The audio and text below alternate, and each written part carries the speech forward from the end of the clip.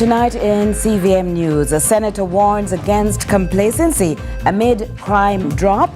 Clarendon curfew set to lift this evening. In international news, Indonesia resumes a search for 80 missing. For inspired Jamaica, kicking away a broken heart. A child gets a free pass to play his favorite sport again. While in sports, Montego Bay United extends lead atop Jamaica Premier League standings.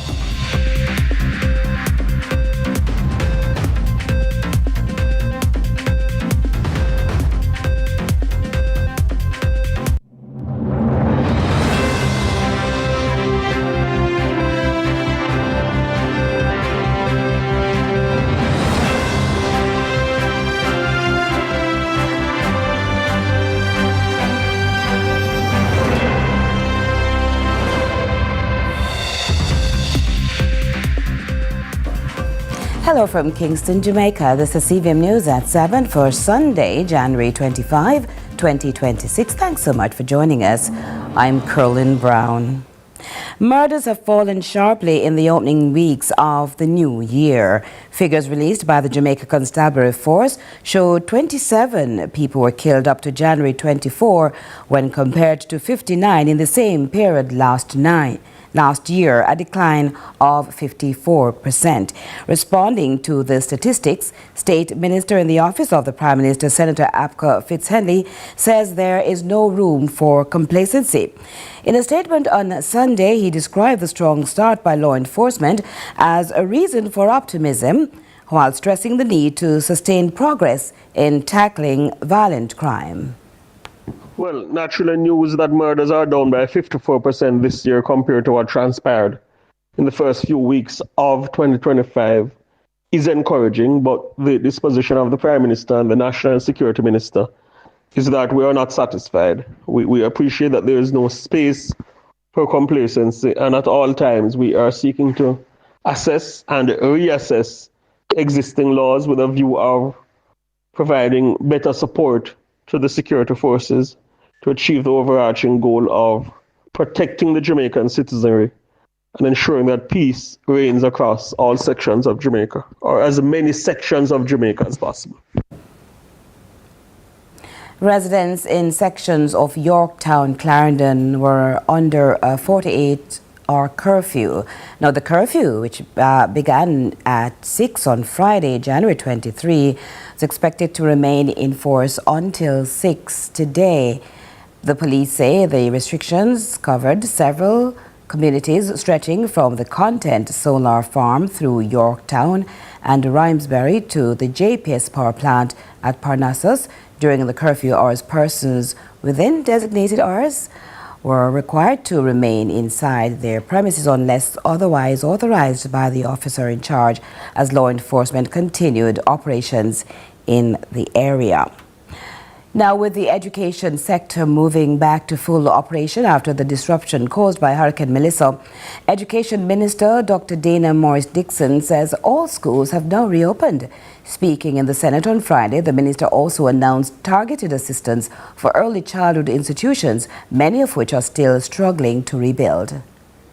It's been a long road to recovery for dozens of schools in western Jamaica after Melissa. More than 1,000 schools were damaged by the storm, over 400 severely. Now, nearly 3 months later, every institution has finally reopened its doors. Speaking in the Senate on Friday, Education Minister Dr. Dana Morris-Dixon said that while some schools are still operating under makeshift conditions, including tents, teaching and learning have fully resumed across the island. That as of January 14, 2026, all schools resumed teaching and learning. And Mr. President, I'll say it again for clarity. Within 90 days of the most devastating weather event in recent memory, a 1 in 100-year storm, all schools resumed operations and all schools resumed learning and teaching. Of note, the minister also announced that the government will be giving grants to private early childhood institutions and independent schools. This is not something that's usually done, Mr. President, because these are private institutions. But given the fact that we've all agreed that the early years are so important, even though they are not public institutions, it is important that we support them as best as possible.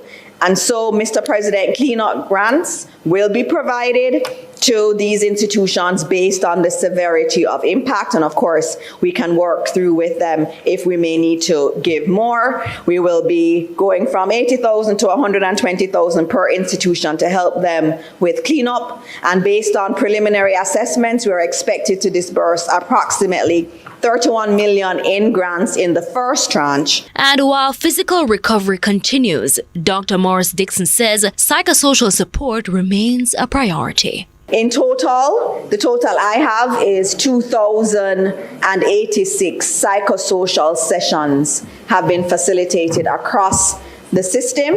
And we've reached 167 regional staff members, over 4,000 teachers, and over 50,000 students have been reached in these sessions. That's a lot of people that have been reached. We've also made it a priority to also include the parents. Amoy Harriet for CVM News.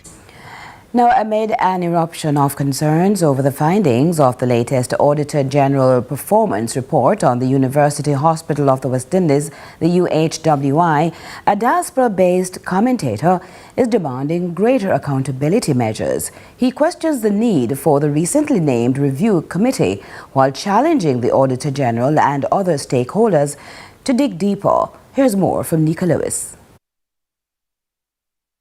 Days on, and the matter concerning the 72-page performance audit continues to provoke public sentiments. But is that enough? For this former CEO of the Press Association of Jamaica and social commentator in the diaspora, Hilton Dennis, it's time to bell the cat. As a reporter, you have to ask for more of those who are responsible for the reports.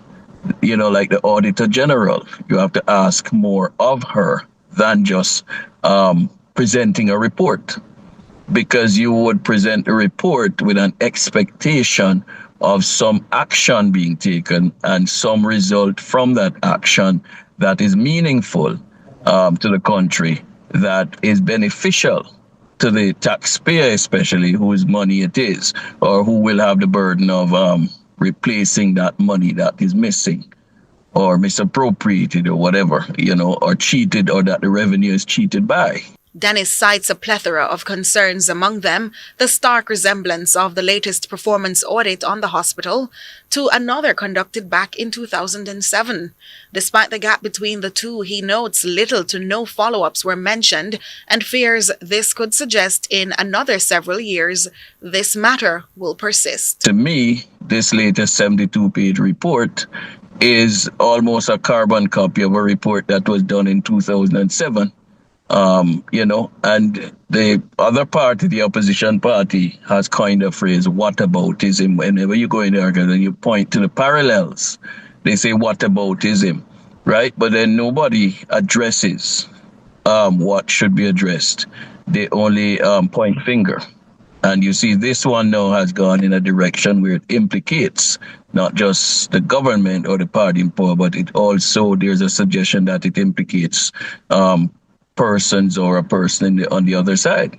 Meantime, he accepts that the affairs of the hospital must not be addressed separately from those of the university next door, reminding much of their affairs overlap. He also pondered the reported delayed financials and reports across several sectors, resulting in dire consequences. And this is a time of real-time technology where the filings should be coming in every month, so that no more than 3 months to compile a report related to a financial year. But you find an Auditor General doing an audit in 7-year cycles. That's of no benefit to the country. And then she's not giving an update on what happened when she last reported, what were her findings and how were they addressed, or who was derelict in addressing those findings. Dennis reasoned now is the time for the media to go deeper. Negril is ending that report, and a spokesman on health, Dr. Alfred Dawes, is calling for Fitzgerald Mitchell to step down as Chief Executive Officer of the University Hospital of the West Indies. The demand follows the Auditor General's report, which found serious breaches of procurement practices at the hospital. Speaking on CVM's lead story, Dr. Dawes said the CEO must be held accountable for the failures.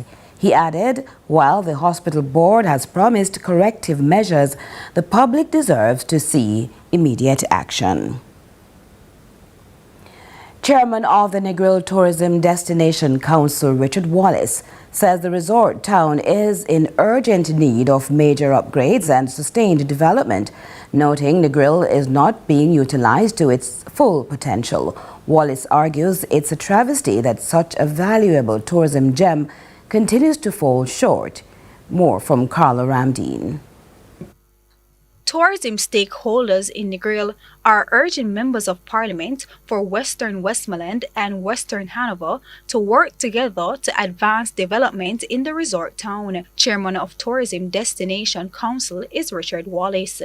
If we have two MPs lobbying for Negril, I'm sure working together, coordinating together, but two MPs lobbying for Negril, I believe we should get better results in terms of growth and development for the area instead of one, right? So what I would love to see is that both MPs from Western Westmoreland and Western Hanover work together. Wallace explains that Negril is represented by the Member of Parliament for Western Westmoreland, but notes the town sits between two parishes, Westmoreland and Hanover, adding the majority of hotel rooms are located in Hanover. However, traditionally, Negril is thought of as being in Westmoreland. I guess mainly because the town centre is in Westmoreland and the post office and so forth is in the Westmoreland side. And because of that, I think it is usually the Western Westmoreland MP that represents Negril most times. Wallace explains a coordinated approach between both members of parliament is critical to ensuring sustainable growth and long-term development for Negril as a premier tourism destination. Negril is very unique, and Negril is a prime asset for not just for this area economically, but for Jamaica as a whole. We are the third largest tourism resort in Jamaica, and so we need, it has been said over the years that Negril has been neglected in a lot of ways, and that more could have been done or should have been done for Negril because we are earning so much, which I believe is near 30% of the tourism revenue for the island. Carla Ramdeen, CVM News. Jamaica has secured a $6.7 billion package from multilateral partners for post-Hurricane Melissa recovery. That's according to Senator Aubin Hill, speaking at the Jamaica Stock Exchange 21st Regional Investment and Capital Markets Conference. In his speech, he also pointed out the $2.4 billion specifically earmarked for private sector investment mobilized through the International Finance Corporation, the IFC, and the International Development Bank, the IDB Invest. He says government spending is set at approximately $3 to $4 billion, mainly to be used to improve infrastructure. But we're going to have to be bigger. We're going to have to make sure we have a country that we're not just going to rebuild. We have a country that we're going to build for the future. In other words, you heard the PM say, the roads, they're too close. We're going to have to build bigger roads. And some of them we have to cut into the hillside because we have to move from the coast. We have to make sure our smart cities are not anymore right at the seacoast. So we're going to have to build new cities. Lots of building to be done. What are you going to do about it? Month 2026 get underway. The celebrations will come amid reflection following the passing of third world's Stephen Catcore and renewed questions about the future of the genre. Kevin Black reports.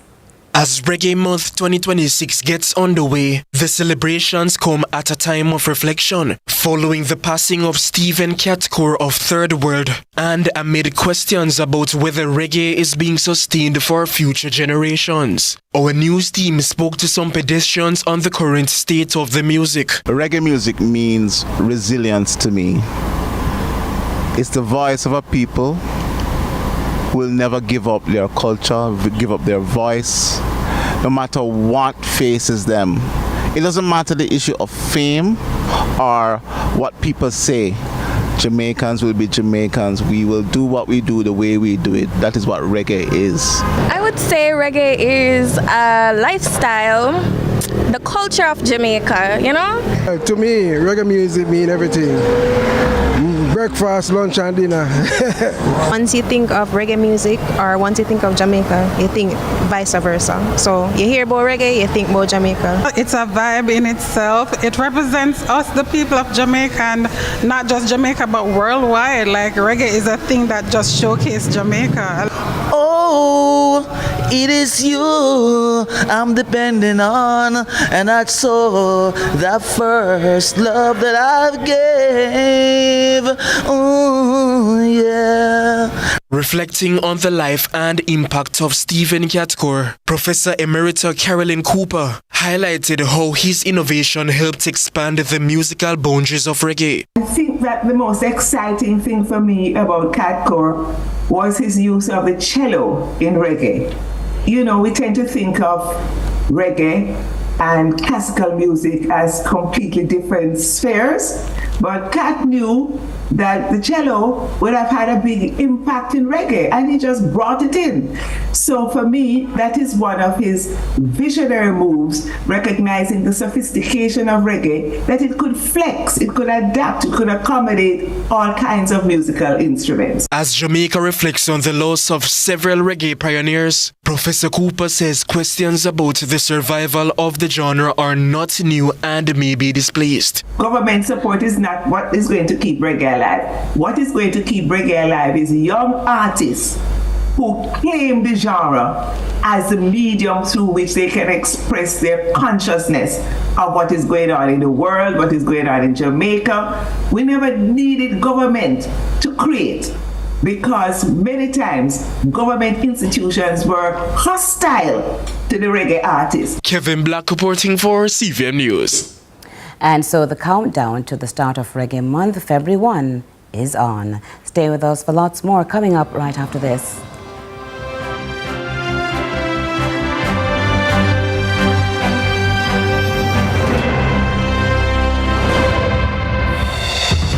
The National Rural School Bus Program is getting smarter. With your child's student ID card, parents receive real-time notifications every time they board or exit the bus. Each card is unique and securely linked to the Ministry of Education, Skills, Youth, and Information database. Tap on, tap off, and parents stay updated instantly. So, how do you register? Number 1. Visit jamaica-district.mysmartterm.com/bus-portal/registration. Number 2. Enter your child's details. Number 3. Upload supporting documents. Number 4. Submit your application. It's that easy. Safer, smarter, more secure. Register today and ride with peace of mind.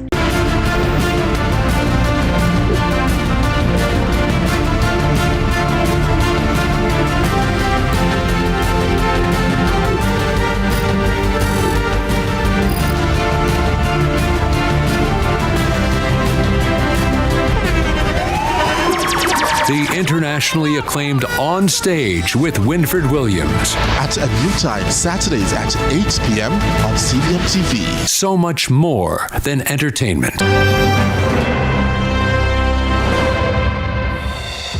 As we welcome you back, it's time for regional and international news.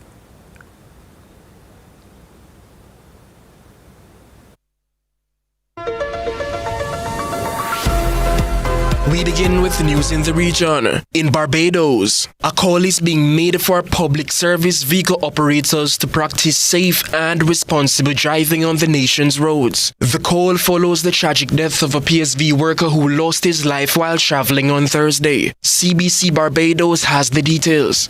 Director of Communications and Public Affairs at the Alliance Owners of Public Transport, Mark Haynes, says safety must always come first in the public service vehicle sector.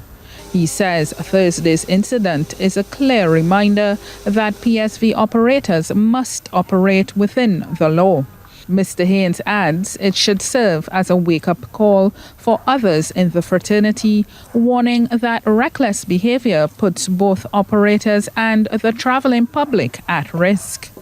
It is imperative, however, that the driver of the vehicle at the time, that he has to ensure going forward, and we can't go back to what has happened, that he has to ensure that his conductor is within the confines of the door, but the door closed and is with him. And I believe that the driver should not move that vehicle unless the conductor accedes to his request to close the door and don't have the door exposed. The door should only be open when commuters are alighted from the vehicle. But once they have gotten in the vehicle, the door should be closed. Meanwhile, Director of the Transport Authority, Ruth Holder, says the majority of PSV operators are doing the right thing. And on the international scene, rescue and recovery efforts are underway in Indonesia after a landslide killed at least 10 people with several others missing. Authorities say rivers burst their banks after days of torrential rain. Al Jazeera tells us more. Another body pulled from the dirt. The landslide struck without warning, engulfing several villages in Indonesia's West Java province. Dozens are missing. The military, police and civilian volunteers have joined the search for survivors. But progress is slow. This is difficult terrain and the ground is still unstable. This is the first time that a landslide happened that was this big. Before we got small floods from the nearest river. But this time a landslide came from the other side, from the forest. People have been moved to safety. Many are still shaken by what happened and unsure when they will be able to go home or whether there will be much left to go back to. I still can't believe it. You usually see disasters like this on TV, and now it's happening in our own village. We're still traumatized. There's still fear. The rain hasn't stopped and we're worried there could be another landslide. The landslide happened after rivers burst their banks after days of rain. Environmentalists say deforestation has increased the risk of disasters. Fewer trees means fewer routes to soak up water. The people of this village remain focused on the fate of their loved ones.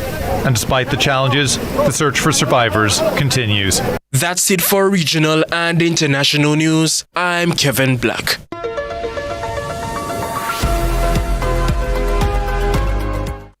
Stay where you are. Inspire Jamaica is next.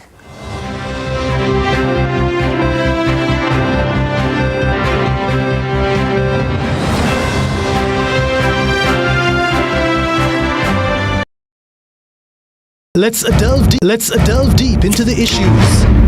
We'll take you beneath the surface. Greetings and salutations. My name is Orville Higgins and it's another edition of Fan Central. Talking to the people at the heart of the top sporting stories. Hear from your favorite sportsmen and women and the administrators who work tirelessly to make it all happen. It's live sports talk. I've written an entire article. Yes. Looking at all the major issues every Tuesday at 9 p.m. It's Fan Central.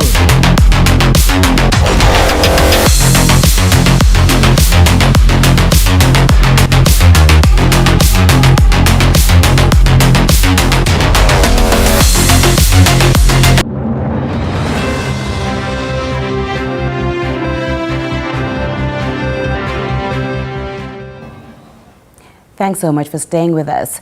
A youngster's dream to play football is once again renewed with the intervention of an international charity group with all that's required to heal hearts. Inspire Jamaica was by his bedside before he was even able to sit up. Reach out and touch somebody's hand. Make this world a better place if you can. When he wakes up. Who is this patient with a mended heart at the Bustamante Hospital for Children? Hakeem Richards from Bacall Primary. He's in 6th grade. About to do PEP. One day after he did surgery, give me a smile, and he says he loves football. And I wonder, what is this under here? I wonder what it could be under here that he's holding on to.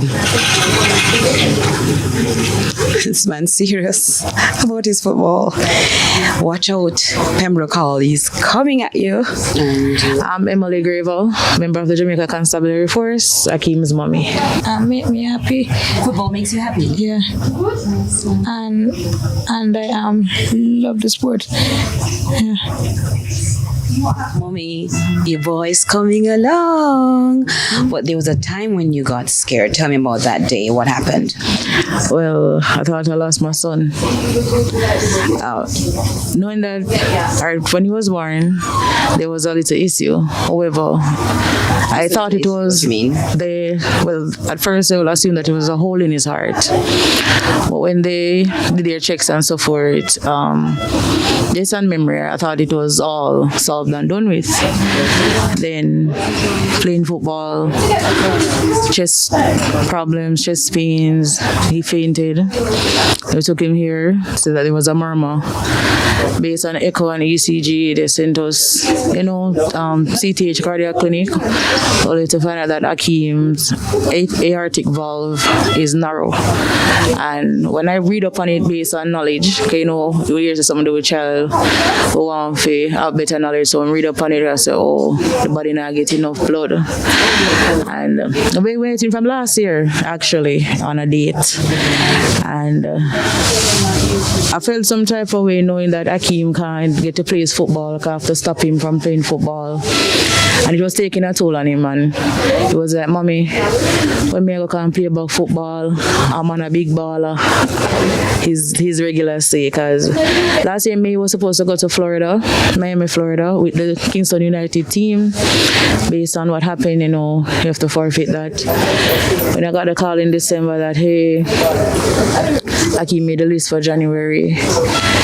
We came in Monday, they said to come Sunday, then I got a call Friday to come in Saturday, and I was like, I said, Hakeem, soon your time again, And we didn't feel happy, when I got up till yesterday, when we actually see Hakeem gone into surgery. That's when nerve hits. Because I'm not going to say that there wasn't any fear, but not that much. He has a good team. Miss Emma, Miss Beverly, Dr. Blackstock, whole 9 yards. They're more than doctors to it. They're like family, aunts, uncles. Hakeem say, Mommy, may I rip and do this and so I can play about my ball, and I'm say, all right, my son. A year time. And this is 1 day since? 1 day since. And I feel like the more I talk to him about it, him do the surgery, but I'm nervous. Hakeem was like, Mommy, don't worry yourself, me I go all right. Everybody him tell us, nothing to do me. I go all right. Go do my surgery and come play my football. See him there, Reach out and touch somebody's hand. Make this world a better place if you can. Sports is next.